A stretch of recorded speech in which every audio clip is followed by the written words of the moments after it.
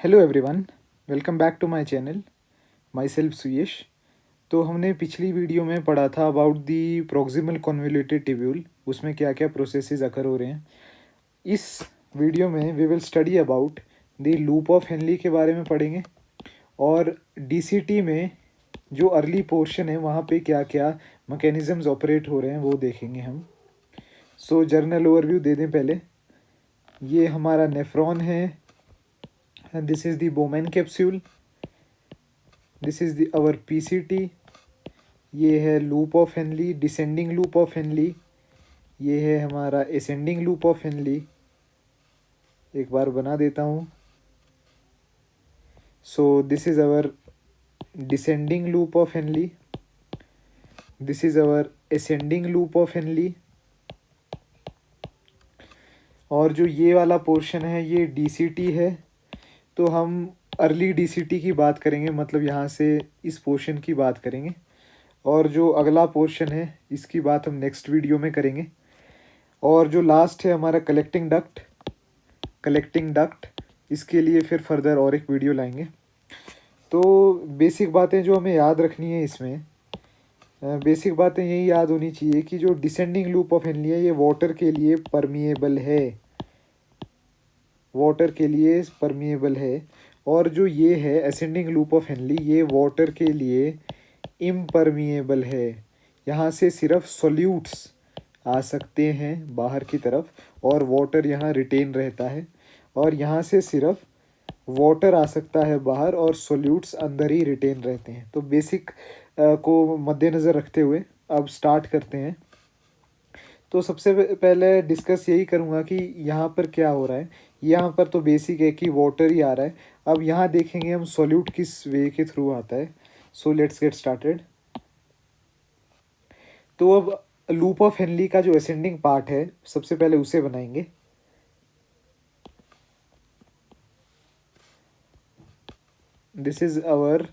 This portion is our loop of Henley. Thick portion जो है, यहाँ पर जो लूप ऑफ हेनली के सेल्स प्रेजेंट हैं। लूप ऑफ हेनली में एक sodium, potassium and 2 chloride multi transporter को ट्रांसपोर्टर प्रेजेंट होते हैं। तो उसे ड्रॉ कर लेता हूँ एक बार। यहाँ पर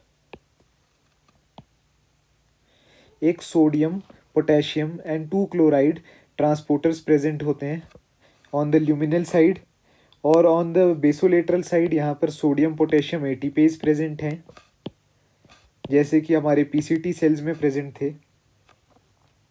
तो अब देखते हैं कि बेसिक क्या मैकेनिज्म्स फॉलो आउट हो रही है। सबसे पहले जो सोडियम है वो सोडियम पोटेशियम एटीपेज के थ्रू बाहर की तरफ जाता है, और जो पोटेशियम है वो अंदर की तरफ आता है। 3 sodium outwards and 2 potassium inwards का रूल।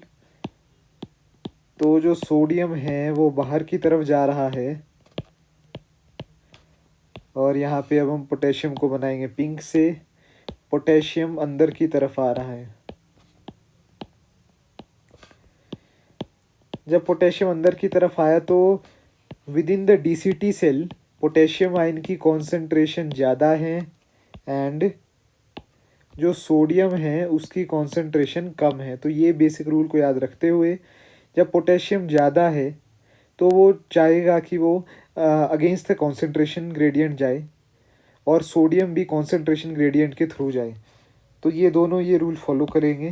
तो अब देखते हैं कैसे होगा ये। तो ये हम बना देंगे यहाँ पर इस कलर से। तो हमने देखा कि यहाँ पर ये है सोडियम, यहाँ पर है आपका पोटेशियम, यहाँ पर है आपका 2 क्लोराइड। ये एक मल्टी ट्रांसपोर्टर प्रेजेंट है यहाँ पर। इस मल्टी ट्रांसपोर्टर की आंखें बना देते हैं यहाँ पर। ये मल्टी ट्रांसपोर्टर एक, और इसके थ्रू पोटेशियम और 2 क्लोराइड अंदर की तरफ आया within the DCT cell. यहाँ पर पोटेशियम आयन आया, तो पोटेशियम आयन यहाँ से भी आ रहा था और यहाँ से भी, दो साइड से आया। तो पोटेशियम की अंदर ग्रेडियंट ज़्यादा हो गई, तो वो कॉन्सेंट्रेशन ग्रेडियंट के through out of the cell जाता है। यहाँ पर सिंपल चैनल्स के थ्रू ये आउट आ गया पोटेशियम, और कुछ चैनल्स यहाँ पर भी प्रेजेंट होते हैं ऑन द ल्यूमिनल साइड। तो कुछ पोटेशियम अंदर ट्यूब की ट्यूबुलर फ्लूइड की तरफ भी आ सकता है। तो जो सोडियम आया, एक बार सोडियम के बारे में देख लेंगे कि जो सोडियम यहाँ पर आया, वो sodium through the sodium potassium ATPase out हो गया। और जो पोटेशियम था जो अंदर आया, वो एक तो बेसोलेटरल साइड के सिंपल चैनल से बाहर चला गया और एक ल्यूमिनल साइड पे जो सिंपल चैनल्स हैं वहाँ से ट्यूबुलर फ्लूइड में आ गया। तो जो पोटेशियम है वो जब अंदर की तरफ आएगा ट्यूबुलर फ्लूइड की तरफ, तो वो पॉजिटिव चार्ज बना देगा अंदर की लेयर को। ये पॉजिटिव चार्ज किस वजह से आई? Due to this potassium ion. ये अंदर का जो मेम्ब्रेन है इसको +8 मिलीवोल्ट पोटेंशियल तक ले जाएगा। तो बेसिकली अंदर कुछ आयंस प्रेजेंट होते हैं, जैसे कैल्शियम आयन, जैसे यहाँ पर नॉर्मली कैल्शियम आयन प्रेजेंट होते हैं और मैग्नीशियम आयन प्रेजेंट होते हैं। इनमें 2 पॉजिटिव चार्ज होता है। तो पोटेशियम के अंदर आने से अंदर पॉजिटिव चार्ज ज़्यादा हो गया। तो as we know that positive charges repel each other. तो अब देखेंगे कि जो पॉजिटिव चार्ज एक्यूमुलेट हुए अंदर, वो जो कैल्शियम और मैग्नीशियम है इसको किक आउट कर देंगे out of the cell through the paracellular route. Paracellular route मतलब 2 सेल के बीच की जो जगह होगी वहाँ से उसको किक आउट कर देंगे। तो इसकी वजह से जो कैल्शियम है और मैग्नीशियम है वो इसके बाहर आ जाएगा, ट्यूबुलर फ्लूइड के बाहर आ जाएगा। अब हम देखते हैं कि ये तो इसका नॉर्मल मैकेनिज़्म है, पर कुछ लूप डायूरेटिक्स होते हैं। इसे थोड़ा स्मॉल कर देते हैं। अब ये हमने पढ़ लिया। अब हम पढ़ेंगे कुछ लूप डायूरेटिक्स के बारे में। लूप डायूरेटिक्स के बारे में सच एज फ्यूरोसिमाइड,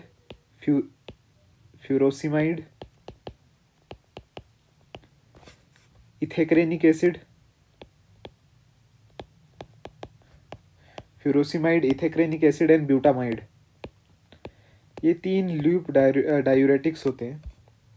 तो ये क्या करते हैं, ये सोडियम पोटेशियम 2 क्लोराइड जो ट्रांसपोर्टर होता है उसको पकड़ लेते हैं और इसको ट्रांसपोर्ट को फ्लिप नहीं होने देते, जिससे सोडियम पोटेशियम और 2 क्लोराइड जो हमारे डीसीटी सेल्स की तरफ नहीं जा सकते। तो अब हम ये बना दिया हमने, ये लूप डायूरेटिक्स हैं हमारे पास। ये था हमारा सोडियम पोटेशियम ट्रांसपोर्टर, यहाँ से अंदर जा रहा था सोडियम, यहाँ से अंदर जा रहा था potassium, and similarly 2 chloride ion was also going. तो जो ये लूप डायूरेटिक्स हैं, सपोज ये हमारे लूप डायूरेटिक्स हैं, ये इसको हर साइड से पकड़ लेते हैं और इसको फ्लिप नहीं होने देते।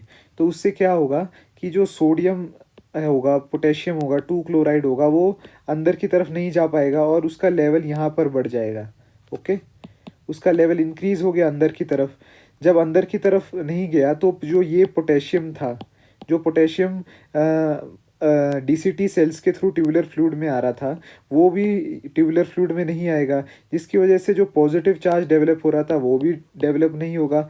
एंड जो पॉजिटिव चार्ज डेवलप होने की वजह से जो कैल्शियम और मैग्नीशियम किक आउट हो रहे थे out of the tubular fluid, वो भी नहीं होंगे। देयरफॉर हम ये बोलेंगे कि जो कैल्शियम और मैग्नीशियम है वो किक आउट नहीं हुए। तो कैल्शियम यहाँ प्रेजेंट हो गया, मैग्नीशियम भी प्रेजेंट है, सोडियम पोटेशियम 2 क्लोराइड ये तो हुए ही नहीं, शिफ्ट हुए ही नहीं, तो ये भी प्रेजेंट होंगे। सोडियम हो गया, पोटेशियम हो गया, 2 क्लोराइड हो गया। अब देखते हैं कि ये क्या कॉज करता है। अब ये देख लिया हमने। अब हम देखते हैं कि जो ये है, अब हमारे ट्यूबुलर फ्लूइड में एक्सेस ऑफ आयंस हो गए, सच एज यहाँ पर पोटेशियम आयंस भी हो गए, सोडियम आयंस भी हो गए, पोटेशियम आयंस भी हो गए, and chloride ion, calcium ion, magnesium ion. तो फिर ये आगे कलेक्टिंग डक्ट की तरफ मूव करना शुरू कर देंगे। सो जैसा कि हमने पहले भी पढ़ा है कि जब भी कोई सॉल्ट जाता है तो वाटर उसको फॉलो करता है, तो वाटर भी उसको फॉलो करेगा। जब वाटर फॉलो कर दिया तो जो यूरिन आएगा, यूरिन में हमारे पास डाईयूरेसिस होगी, डायूरेसिस मतलब वाटर काफ़ी होगा। नेट्रीयूरेसिस होगी, नेट्रीयूरेसिस होगी मतलब सोडियम आएगा यूरिन में। कैलीयूरेसिस होगी मतलब यूरिन में पोटेशियम आयंस आएंगे। और ऑब्वियसली ये जो हमने कैल्शियम मैग्नीशियम, मैग्नीशियम आयंस भी आएंगे और कैल्शियम आयंस भी आएंगे। तो ये पॉइंट इज़ वेरी इंपॉर्टेंट। हमने ये याद रखना है कि जो लूप डायूरेटिक्स हैं, we will mark it with different colour. जो लूप डायूरेटिक्स हैं ये कॉज करता है इंक्रीज्ड यूरिनरी कैल्शियम लॉस।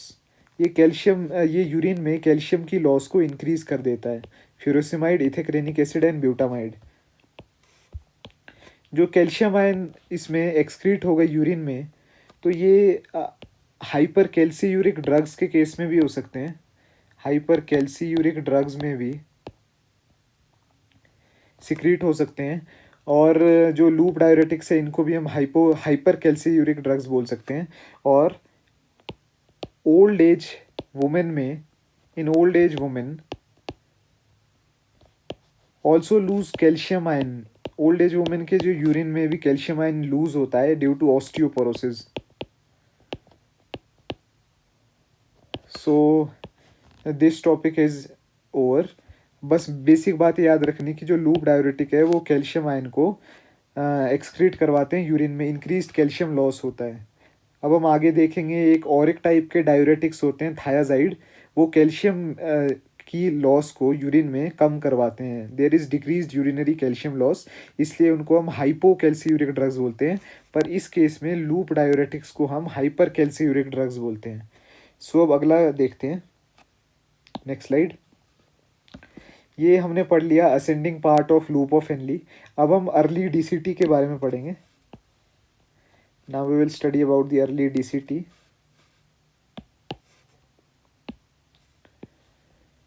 ये है हमारा यहाँ पर डीसीटी शुरू हो गया, डिस्टल कॉन्वोल्यूटेड ट्यूब्यूल। ये अर्ली डीसीटी का एक सेल है।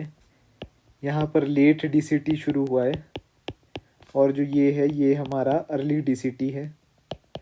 तो डिस्टल कॉन्वोल्यूटेड ट्यूब्यूल में क्या होता है, एक तो सोडियम क्लोराइड ट्रांसपोर्टर्स होते हैं ऑन द ल्यूमिनल साइड। यहाँ पर, यहाँ से क्या हुआ, सोडियम अंदर की तरफ गया and chloride comes toward the tubular fluid.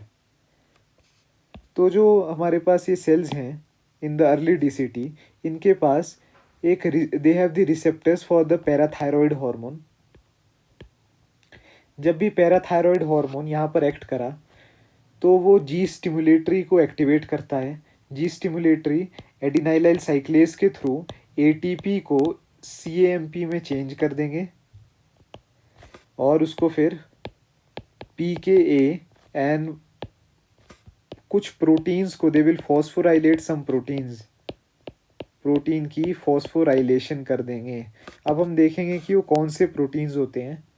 और जो ये प्रोटीन्स फॉस्फोराइलाइट होंगे वो रीएब्जॉर्ब कर देंगे calcium totally. They will totally reabsorb the calcium ions under the direction of PTH. PTH की डायरेक्शन में रीएब्जॉर्ब कर देंगे कैल्शियम आयंस को। तो अब हम देखते हैं, तो अब ये कौन किस तरीके के प्रोटीन फॉस्फोराइलेट करेंगे। सबसे पहले तो ये फॉस्फोराइलेट करेंगे, this is our calcium sodium exchanger. ये हमारे पास कैल्शियम सोडियम एक्सचेंजर है। और एक तरीके के प्रोटीन कर लेंगे, that is our calcium ATPase.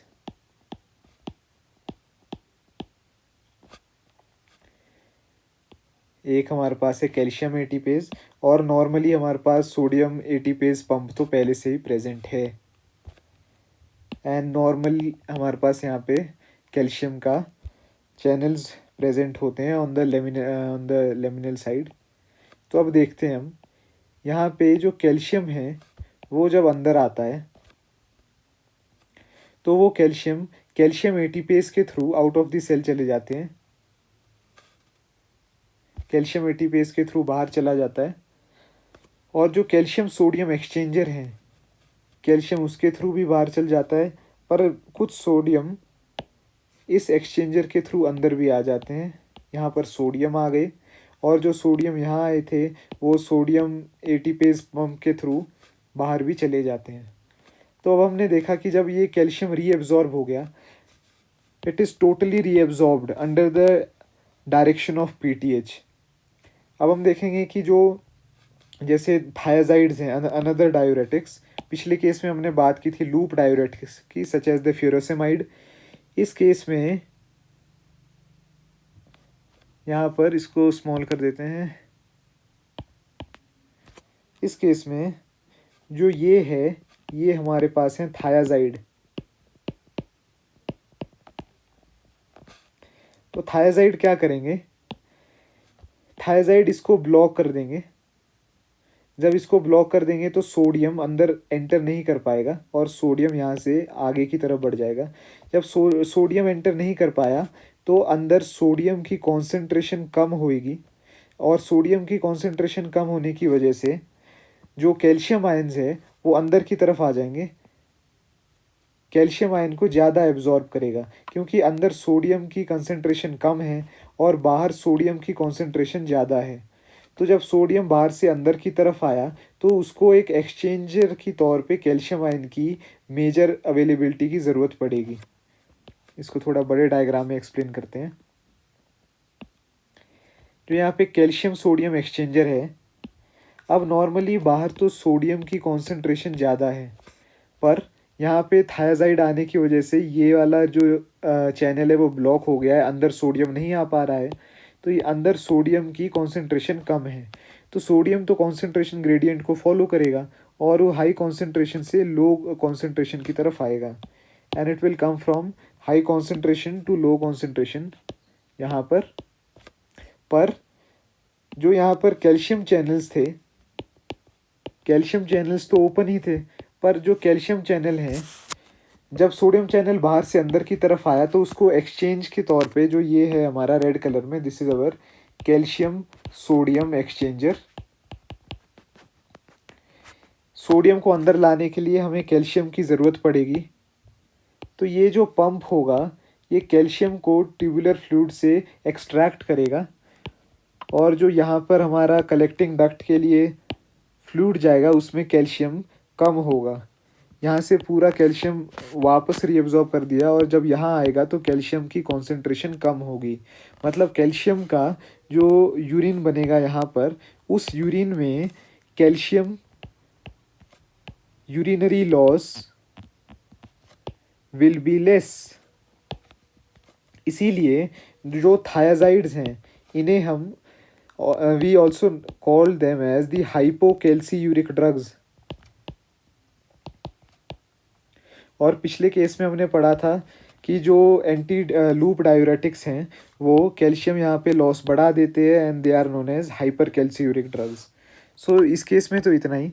अब हम आगे देखेंगे कि जो लेट डीसीटी में क्या क्या प्रोसेसेस और क्या क्या मैकेनिज्म फॉलो होते हैं। So we will meet in the next video. I hope आप लोगों को समझ आया होगा।